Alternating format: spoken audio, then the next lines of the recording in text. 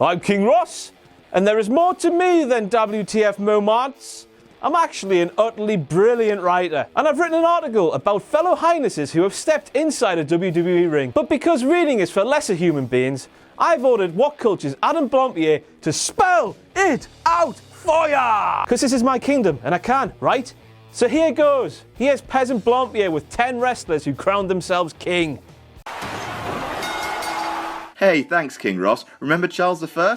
Anyway, number 10, Harley Race. We could basically populate this whole list with people who assume the moniker of king after winning the once prestigious King of the Ring tournament. King Barrett, King Sheamus, King Mabel, you know, those guys. But that's not King Ross's style. He's not a lazy king. Look, here he is playing football. Athletic. But of course, it would be remiss not to include the first man to use winning King of the Ring on this list. Step up, absolute legend, Harley Race. Now, this was the second man to win King of the Ring, but the first man to make it a huge part of his gimmick. Now, Harley Race was huge in the 70s and 80s in the AWA and the NWA, and he headlined the first ever Starrcade with Ric Flair. Upon moving to WWF in 86, his legacy was already made, but he still found success defeating Pedro Morales to become King Harley Race, replete with a much better cape and crown than King Ross's Poundland nonsense. Number 9, King Haku. For some reason, the following winners of the King of the Ring didn't use the crown in their gimmick. Instead, the whole king gimmick was just passed around between wrestlers. They just sort of announced themselves king without any due process and expected everyone to revere them. Yeah, what's that like, Ross? When Harley Race went down with a legitimate stomach injury in a match with Hulk Hogan, Haku's manager Bobby Heenan announced that Haku would therefore be known as King Haku and would be carried to the ring on a throne, etc. When Race returned, the two fought for the crown, which the Islander successfully defended. However, his kingship was toppled by number 8, King Duggan. Look at that king. That is a face only Divine Providence could love. Hacksaw Jim Duggan, who constantly looks like he's trying to fold his brain in half using only his face, defeated Haku for the crown on Superstars in May 1989. He then declared himself the derpiest king in the known world. It's weird to see a man who was probably born wrapped in the American flag to champion a monarchy, considering that the whole,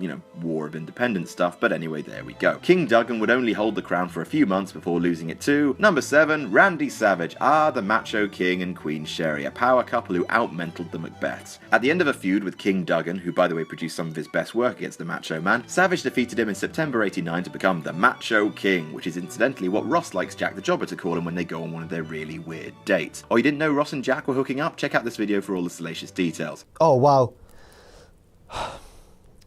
Ross entered Jack softly at first, like someone trying on a shoe for the first time. The Macho King was a stylish fellow with a royal scepter which he used to end the Ultimate Warrior's lengthy run as WWF champion. The two men would fight in a legendary retirement match at WrestleMania 7, which saw Savage briefly end his in-ring career and his run as WWF's resident monarch. Number 6, Owen Hart, a young upstart proclaiming himself king out of inferiority to his more established and beloved counterpart. Just going to leave this picture of Mr. Tweddle here for no reason. Owen Hart versus Bret Hart is one of the all-time great feuds, and the concept of kingship was central to it. Bret Hart was a two-time winner of King of the Ring when he and Owen started feuding, winning the tournament in 1991 and 1993. After Owen beat Bret in a shocking win at WrestleMania 10, he set out to prove that he was every part his brother's equal and won the 1994 King of the Ring tournament, proclaiming himself to be the King of Hearts in the process. Number 5, Cesaro. It's impossible to predict what it is that will eventually get a superstar well and truly over with the crowd. Will it be a pipe bomb of a promo, a single feat of endurance, or when they start dressing very, very stupid?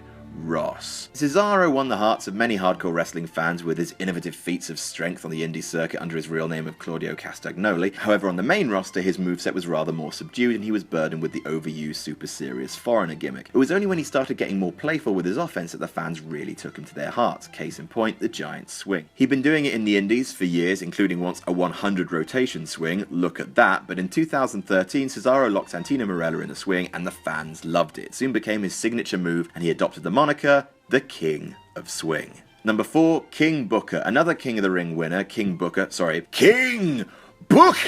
His run as king is one of the most total incorporations of the crowd into a wrestler's gimmick ever. He changed everything. His hair, his music, his accent. King Booker's accent is one of the best and worst and worst and worst approximations of an English accent in the history of wrestling, and I include Adam Rose in that. With Queen Charmel at his side, whose constant bleating of "All hail King Booker" was the worst thing in the living world, King Booker unseated Rey Mysterio to become World Heavyweight Champion and kept his kingly status for a year and a half. In terms of a wrestler totally reinventing himself as a result of winning the prestigious tournament, King Booker reigns supreme. Number 3, Jerry the King Lawler. Before Jerry Lawler became the man in Memphis wrestling, that honor belonged to Jackie Fargo. In a feud between young upstart Lawler and old hand Fargo, Jerry told him, "You know what, Fargo? I'll admit it, you've been the king of Memphis wrestling for a long time, but unfortunately you're looking at a king that's going to knock you off your throne." And that was the start of a gimmick that would last for decades. Jerry Lawler borrowed a crown and cape from one of his co-workers to use in the feud, and the look just stuck. When he finally beat Fargo, he became Jerry the King Lawler. And he really got everything out of the gimmick. He would occasionally ride to the ring on horseback, or have his loyal subjects carry him. He had the King's Court, and lest we forget, an army of little people whose names were Sleazy, Cheesy, and Queasy. At this point, King Ross would like me to point out that Jerry Lawler has blocked him on Twitter because, quote,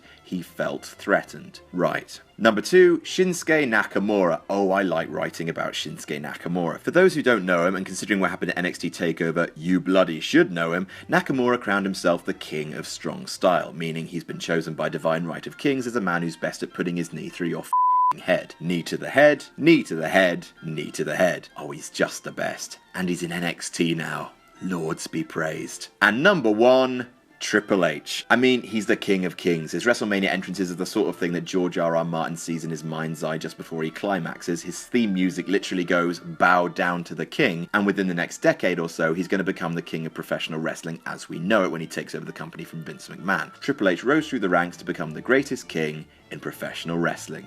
You hear that, King Ross? The greatest.